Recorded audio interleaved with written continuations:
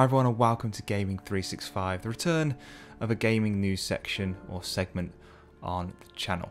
I used to do one a couple of years ago which kind of faded and died away, but I kind of feel I want to do one again, and there's a couple of things I want to discuss which have happened throughout the month of May. And first up, Destiny 2. With no memory of who we were before. Yet, we are inexorably drawn to the light. Now I'll be honest here, I did own the first Destiny game, but I didn't enjoy it. I didn't really get into it, and it felt a little bit too much like it was trying to be Halo, but not Halo at the same time.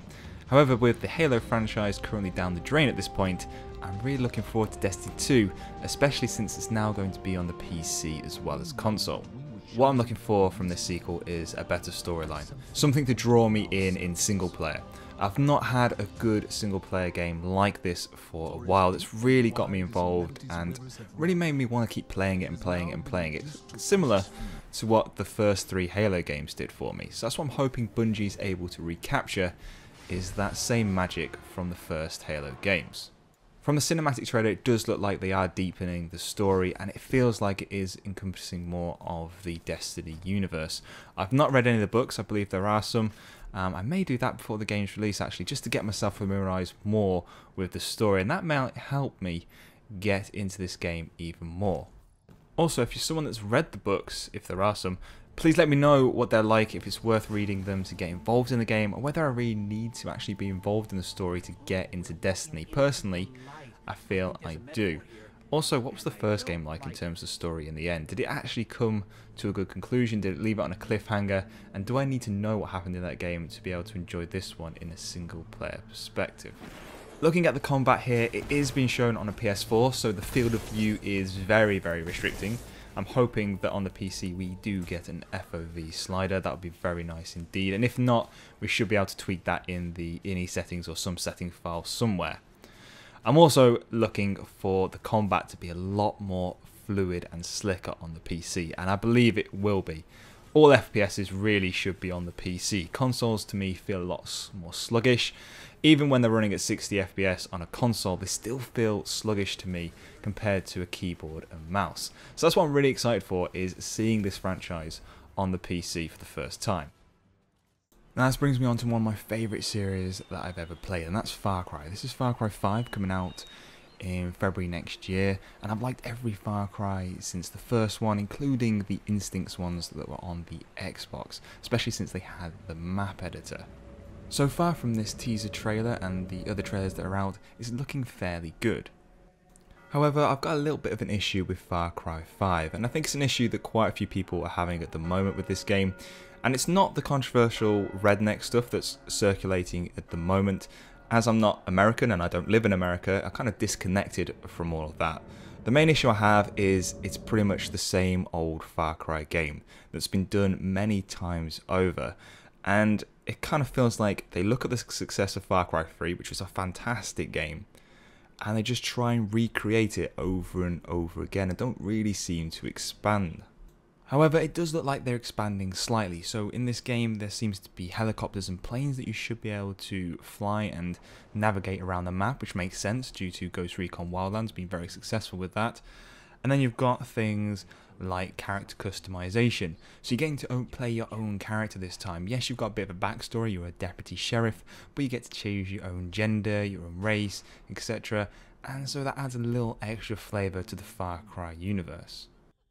Although I enjoy Far Cry thoroughly, and I probably am going to pick up this game and probably enjoy it. I mean, there's no doubt about it. It's going to be fun. It's going to be loads of random things happening, animals jumping out of nowhere, random animal attacks, all that sort of good Far Cry stuff. However, I do wish that they had gone for more of a stopgap between Primal and present day, and maybe done like a Wild West theme. And that's what I thought the game was going to be when I first saw the first shot of the church. I didn't notice the telegraph pylons in the background, and I thought that possibly it was going to be in the Old West. Fortunately, that's not the case, but this is one of the franchises I trust Ubisoft not to mess up too badly. Primal being a little bit of a blip in that sort of thinking, but you know, people are allowed blips. So redneck controversy aside, and the fact that Ubisoft are playing it slightly safe by going back to the modern day, Far Cry 5 so far from what I've seen is shaping up to be a fairly decent game. Your typical Far Cry, lots of action, lots of strange happenings going on, you know, something to tie you over for the rest of the winter period. Okay, so here it is. One of the biggest disappointments in May for me was, of course, like most people, the delaying of Red Dead Redemption 2. I've just recently visited Colorado, which is very much near cowboy country, and I was really looking forward to delving into this game fairly soonish compared to when it's been delayed to. It's a whole year away now, pretty much. Which is a shame, but there is still no confirmation of whether there is a PC version being released or even created. So I'm hoping, just hoping, praying on every possible deity and every possible form that there is, just for a PC version of this game.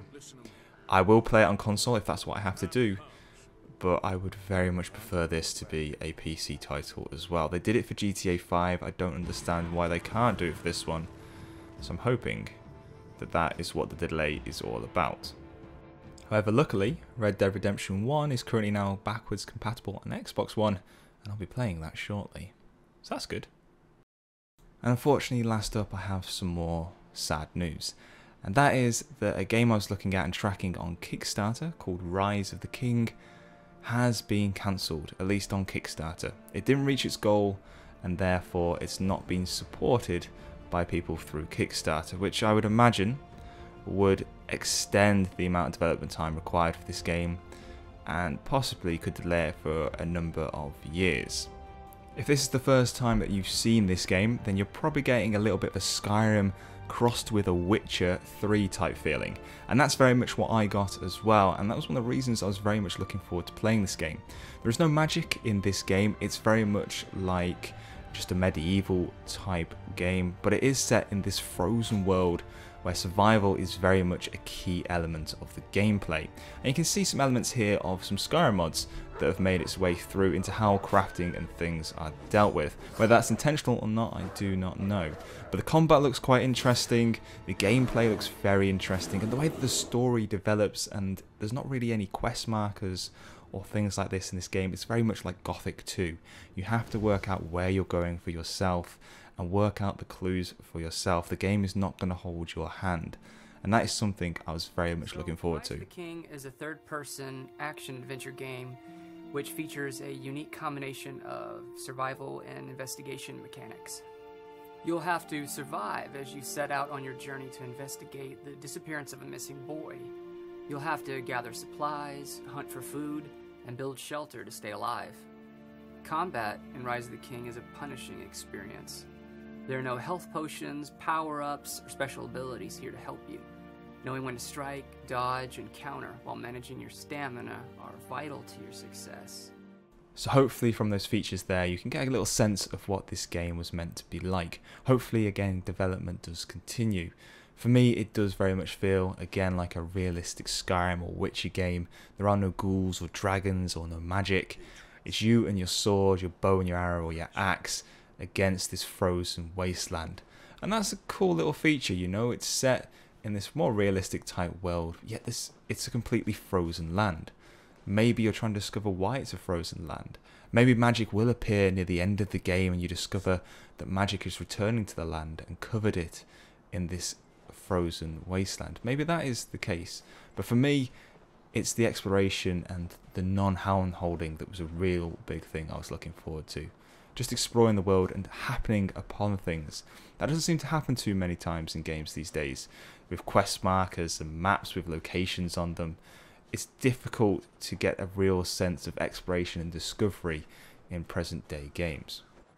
I'm sad to see this game not complete its goal on Kickstarter. I did pledge myself, but I'm hoping that obviously with development continuing that it does maybe find support from somewhere else. I'm keeping my eyes and ears open. Hopefully I can find some other way of supporting this game, and I'm hoping that it does finally get released. I'm very much looking forward to playing this game, and I hope you guys have liked the look of it too, and if you have, I'll post links to the Kickstarter and stuff all down below, so you can go and check this out there. Keep your eyes and ears open as well if you like the look of the game, and hopefully you'll find somewhere where you can go and discover how this development is taking place and how it's getting on.